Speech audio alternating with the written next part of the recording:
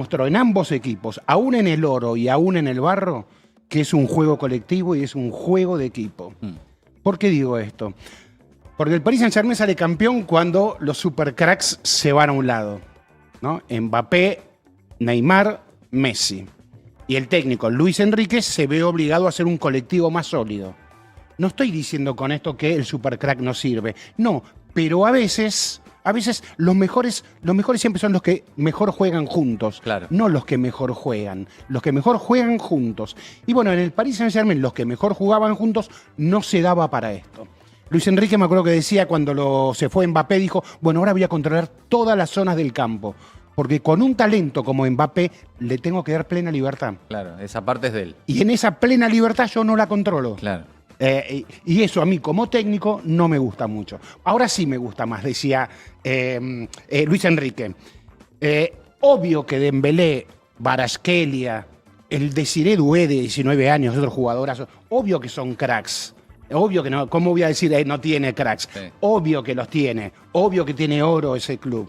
Entonces es difícil la comparación con Platense, pero cuando vos decís, ¿cómo armó Platense esto? Vos decís, el arquero Cosani, que viene de Maipú, ex Lanús y ex San Martín de San Juan. Nacho Vázquez, el capitán All Boys. Saborido, Villa San Carlos. Tomás Silva, Atlanta, San Lorenzo. Gonzalo Goni, Agropecuario. Santiago Pastel, San Miguel. Jonathan Bay, Ferro. Raúl Lozano, Quilmes. Taborda, que pasó por Boca. Herrera, San Martín de Tucumán. Mainier, Instituto de Córdoba. Leonel Pico, Arsenal. Fernando Juárez, Agropecuario. Sapiola, Estudiantes. Orsini, que pasó por Boca y en Unión surgió de Tiro Federal. Y Ronaldo Martínez de Paraguay, ¿no? ¿Cómo armaste ahí con eso? Con esa colección de jugadores que no te encontraban su lugar en el mundo. Bueno, ahí lo encontraron. Lograron, evidentemente, en la selección de jugadores, no es azarosa. Es lo que podemos, pero dentro de lo que podemos hay una elección de los técnicos, que deciden los técnicos. Entonces, ahí decido los dos técnicos. Ahí vamos a hablar de ellos. Particularidad, sí. Sí, claro, si yo hablo también del ascenso, vienen de la D. Los dos técnicos estos ¿juntos? Empezaron en la D. Mirá vos. Con historias bien opuestas empezaron en la D. Y ahí vamos al hambre. Los dos equipos tenían hambre. ¿Cómo van a tener hambre los jugadores? Estamos hablando de hambre en términos metafóricos, sí, claro. Obviamente. Momento lo digas. ¿Cómo van a tener hambre los jugadores que llegan en un Mercedes-Benz a los entrenamientos? Claro. Tenían el hambre de demostrar que ellos también podían ganar una Champions sin las estrellas. Porque Vitinha, por ejemplo, Vitinha se había dicho en un momento que tuvo hasta un altercado con Messi. Que Messi medio que lo ninguneó en un momento. Vitinha no le había ido bien en Inglaterra, no estaba jugando bien Vitinha. Y fue una de las figuras el sábado en la goleada 5-0 de Paris Saint-Germain a Inter. Entonces, esos jugadores que sin los supercracks podemos mostrarnos, tenían hambre. A su modo tenían hambre. Y si pasamos a Platense, por momentos el hambre no es una figura metafórica. Cuando hablan de heladera vacía, en algunos casos, en pasado, no en presente, no era una figura metafórica. Y si querés vamos a la historia del técnico. La historia del técnico cuando te habla de San Antonio, el barrio en Granbur, donde le mataron al hermano, donde él creció, allí a los 12 años se va a jugar a Platense, un barrio en el que no podía dormir por situaciones de estrés, un barrio en el que no podía dormir. Y lo llevan a un primer departamento en Villa Urquiza. Y cuenta él que la hija no se animaba a la ducha porque el agua que cae de arriba. ¿Tenemos ese video? ¿Lo podemos escuchar? Es muy impresionante. Puede ser, a ver. Si, He tenido compañeros que han querido ir al barrio, a San Antonio, y que lo haga pasear por los pasillos. Compañeros de fútbol, che, ¿y cómo es? Yo nunca entré, viste, como los paseos en Brasil, viste, que te hacen el paseo por la favela. O hacías un tour en San Antonio. Sí, viste, che, ¿cómo? Digo, vení, pasá, digo, es gente normal. Claro. Me acuerdo que cuando Platense me dio una... Se me va a matar mi hija. Cuando me dio un departamento, estaba viviendo en Villa Urquiza, y mi hija no se quería bañar, porque lloraba, porque el agua le caía de arriba. Claro. ¿Entendés? Y vos decís, che, algo tan simple, sí, algo tan simple. Claro. Algo tan simple como una ducha, no sabíamos que era, yo sí, obviamente lo sabía en el club. Entonces hay cosas que para uno terminan siendo sorprendentes, o terminan siendo naturales, que para otros no. Otra gente no la vivió. Entonces yo digo, yo tengo un montón de recuerdos. Yo antes de que empezaba a jugar en Platense, me acuerdo que me hacía un sándwich de lechuga. Claro. Metía una lechuga, le ponía sal, me hacía un sándwich, comía y me iba a entrenar. O si no, comía en el colegio, o si no, me acuerdo que cuando juntaba moneda me compraba una prepizza y me la comía así entera. Claro. Y para mí era un manjar. Sergio Gómez, el otro es Fabio Orsi. Fabio Orsi no viene del mismo origen, precario, más débil, más vulnerable que el de Gómez, y entonces le dio una mano enorme. Le dio una mano enorme y ambos se complementaron mucho en esa conducción en todos los equipos, por todos los equipos que han pasado. Pero ahí, viste, en ese relato, es riesgoso a veces en el relato del sacrificio y la humildad del deportista cuando hay casos más extremos que ni aparecen en los diarios. Claro. Y estamos en un país que está viviendo una situación también muy crítica. Entonces, a veces son metáforas riesgosas porque en estos momentos no es así. Claro. ¿No? Cuando te hablas del sacrificio del atleta olímpico, está bien, es un sacrificio, pero está cumpliendo un sueño ese atleta olímpico. Claro. Hay gente que no cumple ningún sueño y se levanta también a las 3 de la mañana y se toma el tren a las 4 o 5 de la mañana. Otro tipo de sacrificio. Y es otro tipo y no salen en los diarios. Claro. ¿No? En el diario no van a hablar de ti. ¿No? Entonces a veces es una figura que yo soy prudente en cómo se usa esa figura. En el caso de Platense, cuando decimos 120 años sin nada, por algo esta figura fue muy utilizada en estas últimas horas. Desde hace semanas, en realidad, que están utilizando esta figura. Porque esa hambre... Y claro, es la que le permitió jugarle de igual a igual a los más grandes en sus canchas y ganarles. Sí. ¿No? Entonces, eso no es un dato menor. Es un dato que motoriza mucho cuando vos los unís en torno a una figura, a esos jugadores.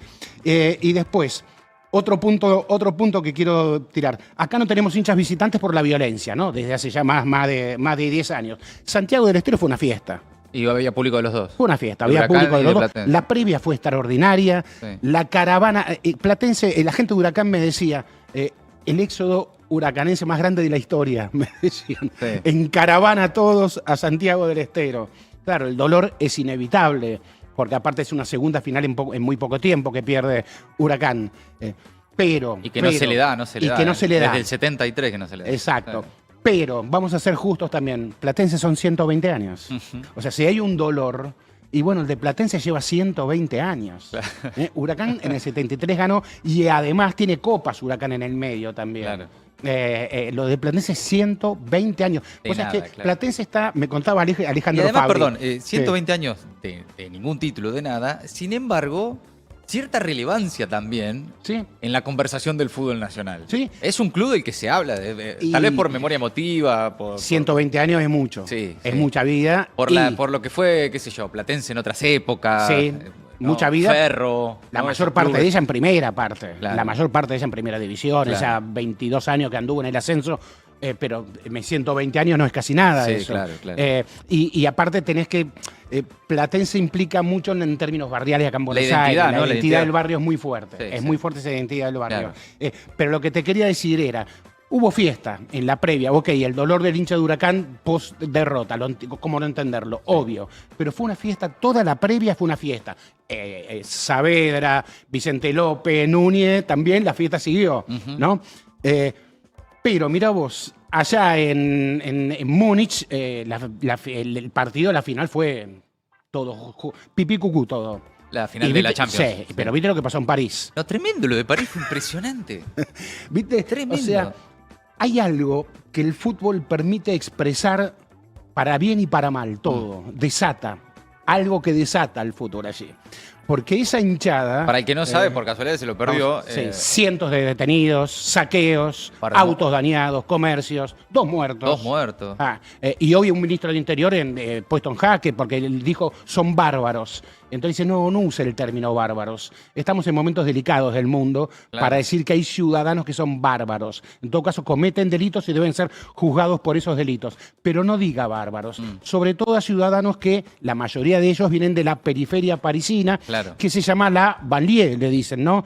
que Lavandía es una figura coloquial, es lugar de destierro, sería Lavandía. Entonces, seamos un poquito más cuidadosos. Pero hasta dónde llegó, ¿no? Un festejo de un equipo, en ese caso también, campeón. Y sí, y no es la primera vez que explota Lavandía. No es la primera vez que explota Lavandía. Suele suceder. Y después quiero ir al estado emocional también. El estado emocional fue de los dos equipos. Porque ya dijimos toda la historia emocional de Platense, de esos jugadores que vienen del barro.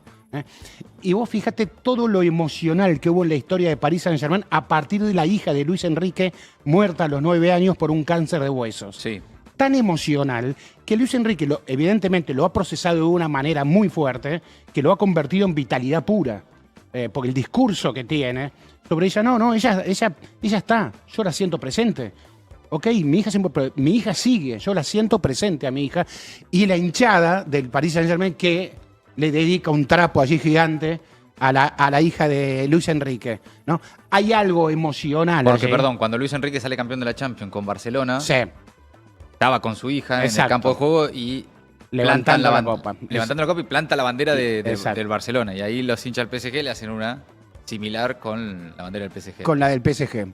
Hay algo extraordinario en eso.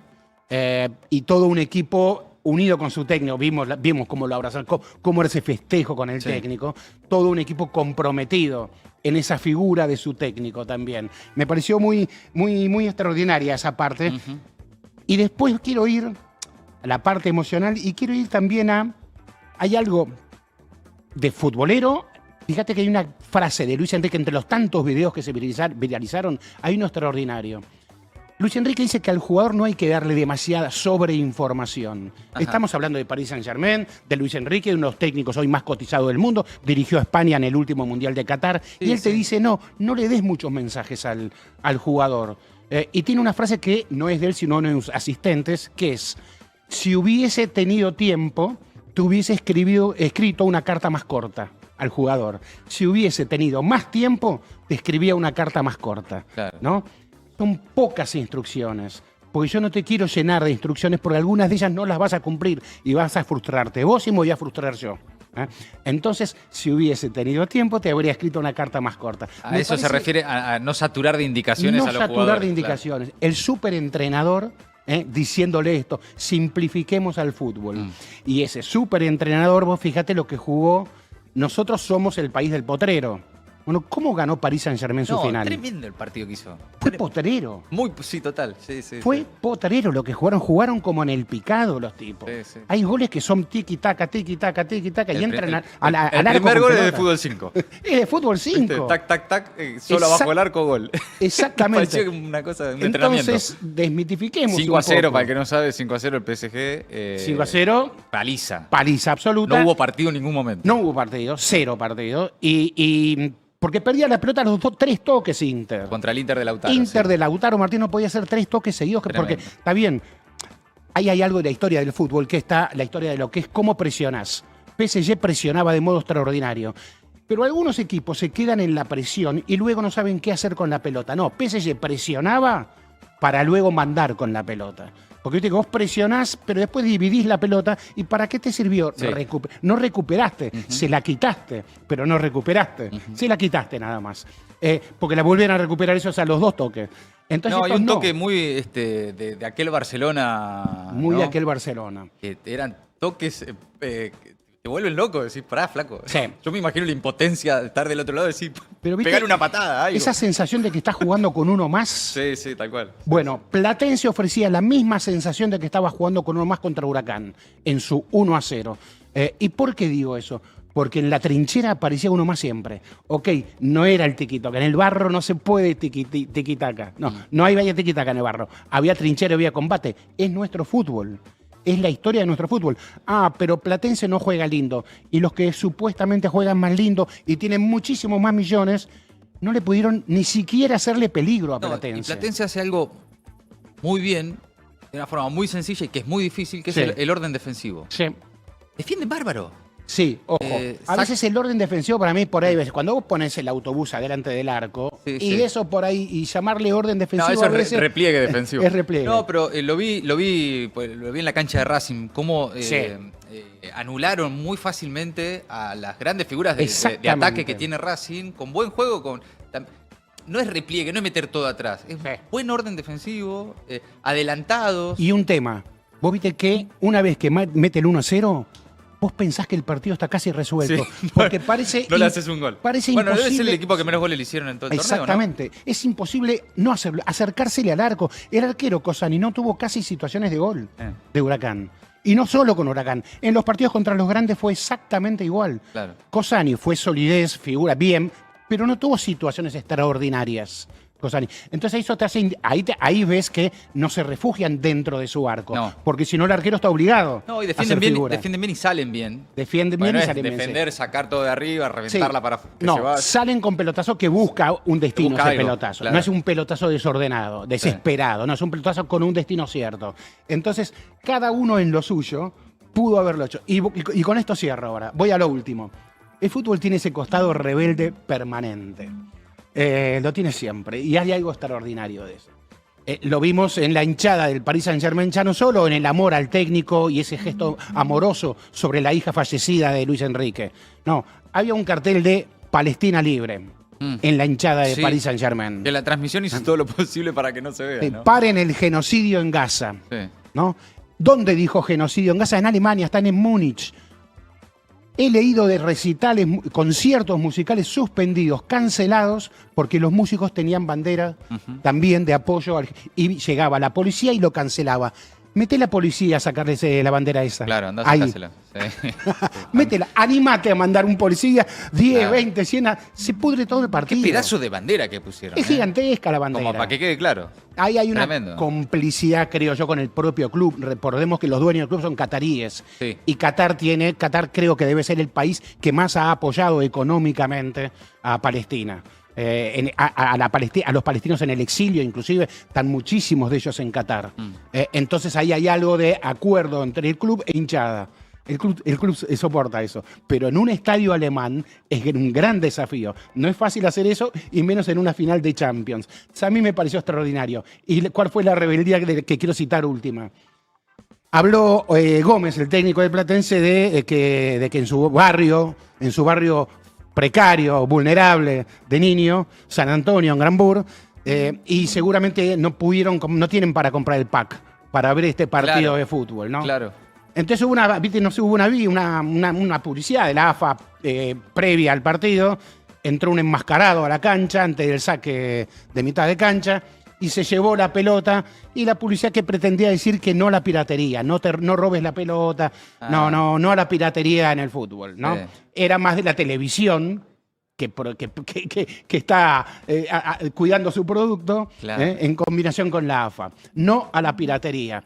Pero a su vez estaba el técnico diciendo, en el barrio, en San Antonio, no hay guita para comprar el pack. Me hace acordar una publicidad en los 90, que también estaba el pack fútbol, que había una publicidad que era literalmente así, o sea, entraba un tipo encapuchado y se llevaba el decodificador, ¿era?